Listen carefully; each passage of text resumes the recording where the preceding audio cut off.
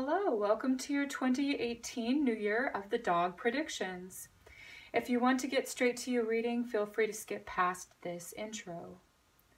So as an update, I haven't posted to my channel for the past couple of months because I moved over the holidays and I took January to unpack and comfortably settle into my new place. I am excited to say that I'm now able to begin posting monthly forecast videos again. So this month of February has already been a very active month. I'm filming these videos on the day of the Chinese New Year, ushered in today on February 16th, which really comes at an advantageous time of change this year. This is because directly following Valentine's Day, we had the new moon solar eclipse in Aquarius on the 15th. We had already experienced the full moon lunar eclipse on January 31st. Eclipses happen twice a year and they come in pairs 2 weeks apart. They tend to bring shifts in our life circumstances, which is a necessary function in order to grow and move forward. Sometimes these changes can be interpreted as being sudden or unexpected. However, really most likely they are the result of a longer term sort of underlying energy that has come to a culminating point of manifestation, and that is brought out at this time of the eclipses. So in this reading, we will be looking at the tarot to show the energetic focal point of the solar eclipse for your sign after the yearly predictions. So 2018 is the year of the Earth dog.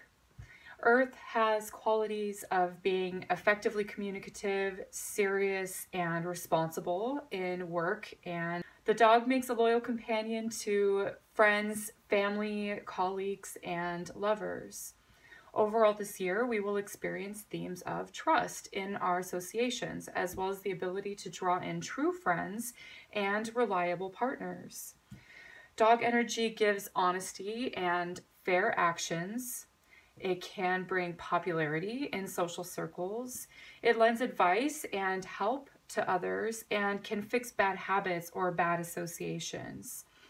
For these video forecasts, I want to draw cards for the entirety of the new year, separate from the more immediate concentrated energy of the solar eclipse. So I will be doing these readings in 2 parts, each with a different focus. These, of course, are general readings based upon either your sun, moon, or ascendant. So if you would like a personalized reading, please contact me through my website, SunGoddessAshley.com. Okay, so let's get started with your readings.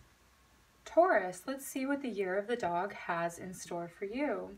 For this, I'm using the Connolly Tarot deck and also drawing from the Medicine Cards deck and the Secret Language of Color cards. So I'm going to be drawing a card for, one card for every month of the year. And I will be doing January and February as well for Taurus, even though we're halfway through February and January has already passed. So I'm going to be focusing on January, February, March, April, May, June, July, August, September, October, November, December. Show me the energy for Taurus, the sign of Taurus. Okay.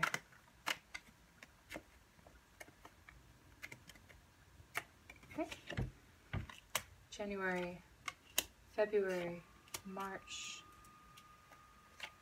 April, May, June, July, August, September, October, November, and December. Okay. So the shadow card is the 6 of Wands, which is usually to me about success, achievement, victory, gains, popularity, all of that. Popularity in social circles, for public favor, things like that. These are the themes of the year of the dog.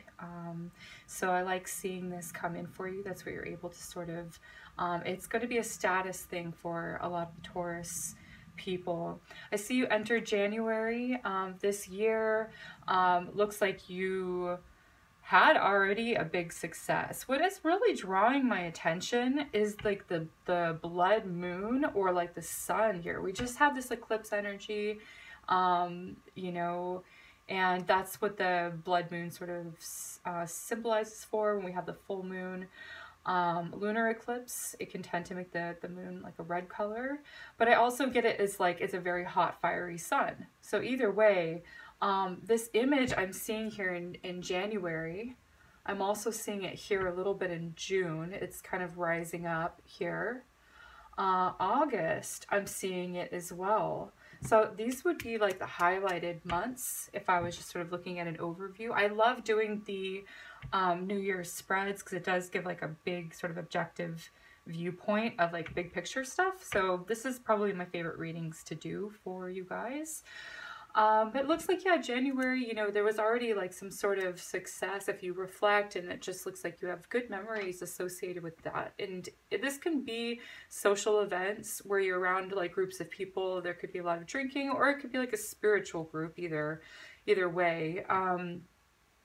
But it does look like you're with loved ones, you're with people that you like, that make you feel good, and could be your family, a group of friends, a spiritual group, something like that, where you just feel like included and supported emotionally. Bringing in the year with that energy is not bad. I do see the King of Wands coming up here for you in February. So this person could be, there could be someone that's of attraction. Actually, it could be in the workplace, it could be in the neighborhood, it could be through friends or groups and association here. I'm getting the King of Wands.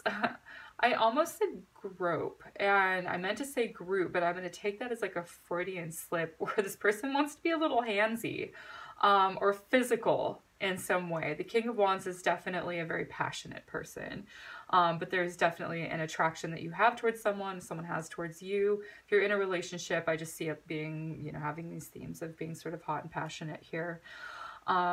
Passionate doesn't always mean stable, but it does mean a lot of fun typically. So anyway, seeing the King of Wands as being an important figure for you in February.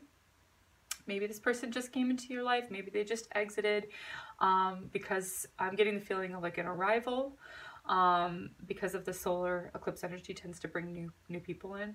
So I'm getting the Strength card then, which can be a card of lust, but it's also, again, more passion. So I see you actually getting a grip, again, with like the hands theme messages that I'm receiving here. Getting a grip on your passions and actually doing something with it. I do see April as being like an opportunity for love for a lot of people. A lot of Taurus people. April, May is like birthday as well, birthday stuff going on. I see some very nice romantic gestures, or just, if it's not romantic, then just very sweet gestures. Do see flowers there. It looks like flowers are being given as a gift. You're sort of feeling special here. The Knight of Cups is people giving you attention. It could be one specific person. This is a romantic energy. It could be a lover that you meet, you know, February, March, April, somewhere around this time. It does look like possessiveness in relationships could be a key issue for you to sort of pay attention to in May. I see you sort of wanting to hold on tightly to someone or something, but you also really value what you have in your life. So it's not necessarily greed driven. It's just not wanting to lose what you value. If you give Taurus person a gift, they will hold on to it. They tend to collect things, especially things of value or things that hold memories. So I see you're sort of, there's something to do with that theme here for you in May, of either attachment, possessiveness, or just valuing what you have, really. And that sense of being grateful will bring in opportunities for new things, because I do see something coming in. I do see the sun is being highlighted, so it feels like something's coming in to help you achieve a goal that you have. And I looks like there's a lot of back and forth communication, possibly with this King of Wands if he's like a work person. I was getting more of a romantic feel, but either way, it does look like an inner exchange, an interplay here of like fast moving, excitable ideas and actions, and a lot of communication here. It feels open, it feels good. Then you got the King of Pentacles. Okay, so you have another king here. King of Pentacles is more practical, down to earth, steady, reliable sort of energy that the Year of the Dog actually has. This could be a reliable friend, a solid person of moral character who takes his time, he's very patient, that sort of thing. And that's a good quality to apply in business and in love, really. Patience is a virtue. I do see this person as being an important figure for you in July. I see romance and love being really highlighted for a lot of Taurus people this year. The eclipse was with the new the new moon solar eclipse. The conjunction with the moon and the sun was also conjunct Venus. Venus is your ruling planet. Okay, so Venus has to do with love, romance, beauty, comfort. So our sexuality, our sensualities, everything that's just pleasurable, right? And I see that there's something coming to you that's new here that has to do with those sort of Venusian themes in August. September, you have the Wheel of Fortune, which is like, you know, really things moving forward. If they've been stagnant, it's under here, this sort of stagnant sort of energy of not wanting to really let go. I see things, if you do let go here, things do actually come back to you. It's like if you love something, let it go. If it comes back, whatever that sort of saying. That doesn't have to be related to love or a person, but just really anything. It's just sort of like loosening the grip, and trying to find a balance between having like a clenched fist and an open hand where things fall out or get crushed. So I do see that there's like things that are moving in and out of your life, people moving in and out. Energy is really flowing. And it's always going to move you in a positive direction whenever you have the Wheel of Fortune, because it's a fortunate turn of events. It can be travel. Either way, there's movement here. I feel like you're going to run into the Queen of Swords. You're going to either meet somebody that you had from your past. Again, moving into the Queen of Swords energy, I do feel is another important person that's coming up for you in October. She's very smart. She knows exactly what to do. She's very observant as well. This could be an ally for you. It's better to keep the Queen of Swords as an ally than your enemy. You don't want her against you. She has a sword in her hand. But she's also just very direct. Okay. So she could direct you she could give you some advice that's healing or some words of wisdom that are healing, because you have the balance and healing card of Temperance, then following sort of a fortunate turn of events, running into this person, then having the result of bringing things back into balance. November feels very balanced for like a balance between work and play for a lot of the Taurus people. December, I see a celebration. It's very similar to how you opened the year with being around friends, enjoying groups of people. This feels a little bit more intimate. It could be a smaller group of people or just you and a lover. I'm getting that's you and a lover. December to close off the year. You have romance really themed for you this year. So if you want improvements in your love life, or you want to move on and meet other, you know, energies, interact with other energies, you've got all sorts of characters here that are going to help you along in your relationships along the way. It doesn't necessarily have to be romantic. It could just be social friendships. It just looks like it's going to be like a good year for you. The Year of the Dog actually goes really well with what I'm seeing here for Taurus.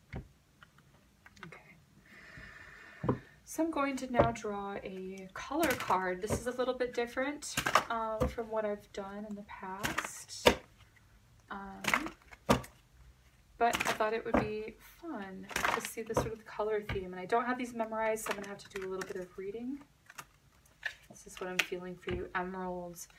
Wow, this emerald green color is about wealth to me. And it's also rules, it's the color of the heart chakra.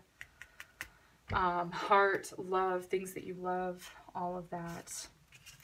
The card says, calm your mind, body, and soul. Looks like there's going to be a lot of fire and activity that's excitable energy. So maybe to balance that out is having some sort of calming energy, calming your mind, body, and soul. I'm seeing the emerald as being the same color that's on the wreath here, the leaves. It's like the victory. Let's go ahead and read about it. So emerald helps with overcoming fears, releasing frustration, and creating calm. Use this color to bring harmony to challenging situations, dissolve aggression, and mend a broken heart. Emerald also increases self-esteem, attracts abundance, and replenishes your energy. Calm your mind, body, and soul with emerald rays. This rays of light. Go into a garden and take deep breaths of fresh air as you focus on all the greenery around you. Place your hands on the grass to feel the healing, calming energy it contains. Imagine what it would be like to be a blade of grass growing without resistance. Breathe in its emerald rays, allowing peace and calm to flow through you. Say, divine love, I rejoice in the wonder of nature. Every time I focus on the greenery around me, I feel calm, perfect balance, and harmony. Okay, so then I'm going to draw a card from the Medicine Cards deck. Because the Year of the Dog has an animal in it, I wanted to use animal totem cards. So please show me what the animal spirit will be like for Taurus people this year. Coyote. Okay, we're going to read about Coyote. I believe that's teacher. Trickster. Okay, so it begins with a poem. I'll read that for you. Coyote, you devil, you tricked me once more. Must I sit and ponder what you did it for? Of myths and stories about Coyote, the great trickster. Many native cultures call Coyote the medicine dog. If you have pulled this card, you can be sure that some kind of medicine is on its way, and it may or may not be to your liking. Whatever the medicine is, good or bad, you can be sure it will make you laugh, maybe even painfully. You can be sure that Coyote will teach you a lesson about yourself. Coyote has many magical powers, but they do not always work in his favor. His own trickery fools him. He is the master trickster who tricks himself. No one is more astonished than Coyote at the outcome of his own tricks. He falls into his own trap, and yet he somehow manages to survive. He may be banged and bruised by the experience, but he soon goes on his way to even greater error, forgetting to learn from his mistakes. He may have lost the battle, but he is never beaten. Coyote is sacred. In the folly of his acts, we see our own foolishness. As Coyote moves from one disaster to the next, he refines the art of self-sabotage to sheer perfection. No one can blindly do themselves or others in with more grace and ease than this holy trickster. Coyote takes himself so seriously at times that he cannot see the obvious. For example, the steamroller that is about to run over him. That is why when it hits him, he still cannot believe it. Was that really a steamroller? I better go look, he said. And he is run over again once more. Okay, wow. So contained within trickster medicine is the humor of the ages. The cosmic joke is not just on ourselves, but also on everyone else. If they are following Coyote or have strong Coyote medicine, someone like this may be able to convince others that a skunk smells like roses, but in fact that it is still a skunk. Okay, snooze time is over if you have pulled the Coyote medicine card. Watch out, your glass house may crash to the ground at any moment. All your self mirrors may shatter. The divine trickster is dogging you. Interesting, Year of the Dog. And you may trip. Coyote scratches under his arm. He does a crazy dance. He catches on his tail on fire playing with matches. He jumps in the fish pond to save himself and nearly drowns. Coyote seduces a concrete statue. Everyone watches the comedic scene. Coyotes, you, me. It's all the humorous and whimsical things we encounter along life's way. So get ready for more laughs. Go immediately beneath the surface of your experiences and ask yourself, what are you really doing and why? Is Coyote your medicine? Are you playing jokes on yourself? Are you trying to fool an adversary? Is someone tricking you? When was the last time you did something just because it was crazy and fun? On the other hand, you may not be conscious of your own pathway of foolishness. You may have conned yourself, your family, your friends, or even the public at large into believing you know what you are doing. If you can't laugh at yourself and your crazy antics, you have lost the game. Coyote always comes calling when things get too serious. The medicine is in laughter and joking so that new viewpoints may be assumed. Okay. I'm also seeing that laughter, since that's the theme of the coyote, laughter is really a healing balm to wounds. So if you have the emerald here about heart, space, calm your mind, body, and soul, calm to me is soothing, healing that. And I do get that can also be done with laughter. Now that we have an idea of what the year will look like for your sign, let's focus on the energy of the eclipses. I'll be drawing 2 cards for the lunar and solar eclipses and a card for what energy you can use to bring in with you to March. And also I want to end with drawing a Lover's Oracle card since we just had Valentine's Day that passed, and also the solar eclipse was with Venus. Alright, so show me the energy for Taurus for the lunar eclipse and the solar eclipse. Okay, here we go. Lunar eclipse, solar eclipse. Oh, okie doke.